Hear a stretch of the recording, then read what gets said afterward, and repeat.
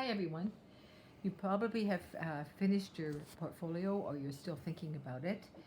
Second part of getting ready for interviews, because you want to teach, is resume writing and cover letter. In the resume, step one is relieving your thinking portfolio skills. You need to believe in yourself. That's a confidence to know that you know what you're doing. Generally, the resume should be 2 pages, no more. Economic writing, most people will not read more than 25 words or less. It needs to be action words so that the person feels you coming off the page. Formatted very conservatively. There's headings that you follow because all the teaching is a conservative profession. And chronologically from present to past is how you want to set the dates up.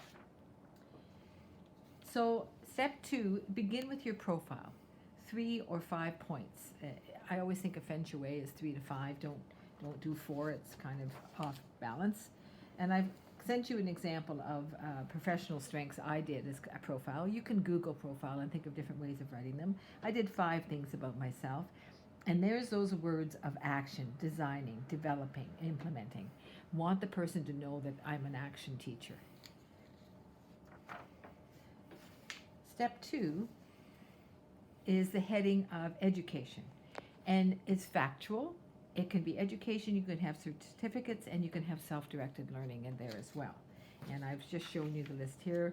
There's your profile, education. You can do certificates and self-directed learning as well.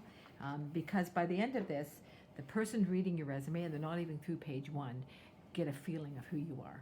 And that's what you want, because lots of times they don't go to page 2, because principals are very busy.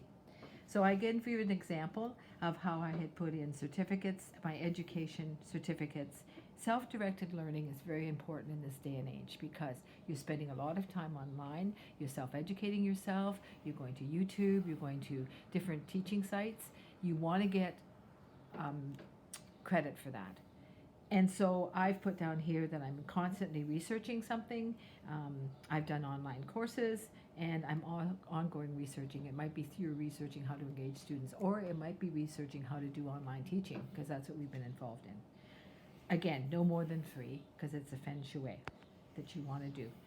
People don't read more than 3 things.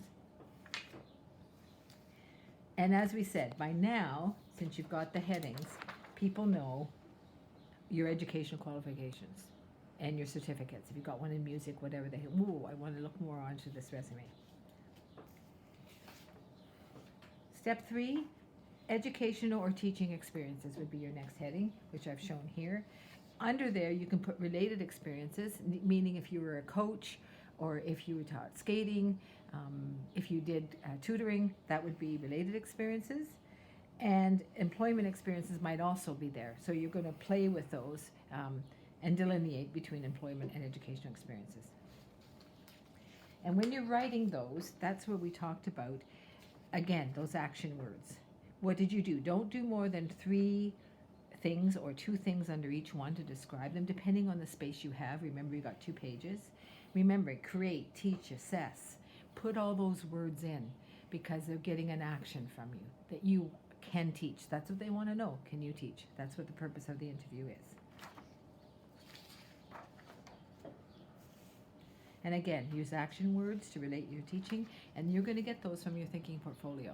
So that's the first part of the process, and now you're on the second part, doing your resume.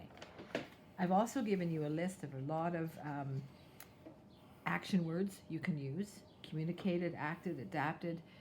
There's quite a few pages, and the teaching skills are there too. Appraising, because you want to use a thesaurus, not using the same words all the time. And then at the very end, I always put references available upon request, because when you apply to teach, you have to fill out your references online that have nothing to do with your resume. Plus, it gives me more space, so I've got 2 pages, so everybody can read about me. Along with your resume goes the cover letter, and in the cover letter, generally, 1 page, 12 font. You can have it larger, but no smaller. 4 to 5 short paragraphs about yourself. And caution, never put I think put I know. You are now know what you're capable of because you've done your thinking portfolio. So after you do the address and the heading, dear so-and-so, do the re part, what position you're going for. And again, it's economic writing again. The second, that sentence one, write down what you're applying for. Please enclose find my application for. Paragraph 2 is no more than 2 to 3 sentences talking about your current status. For example, and I put an example letter in here with some blanks, you might be saying, I'm currently in my 3rd year. During this time I attended, whatever you want to say, very briefly in that paragraph. That's your current status. Paragraph 3, and your current status can be also, I graduated from, if you want to put that in there. Paragraph 3 to me is, why are you interested in this job? And please, feng shui, no more than 3 points you want to make. Get the strongest points you've got. Because again, you're just kind of giving them an infomercial of yourself, not the whole thing, so they think, oh, I want to meet this person. That's the whole purpose of the cover letter. I want to meet this person. Paragraph 4 is basically saying, I look forward to your reply and would welcome the opportunity to discuss my application further. So you've teased them, given them an info, now you want them to really want to meet you. Keep it brief. So I'm hoping that that's helpful for how to do a resume and a cover letter. Thank you.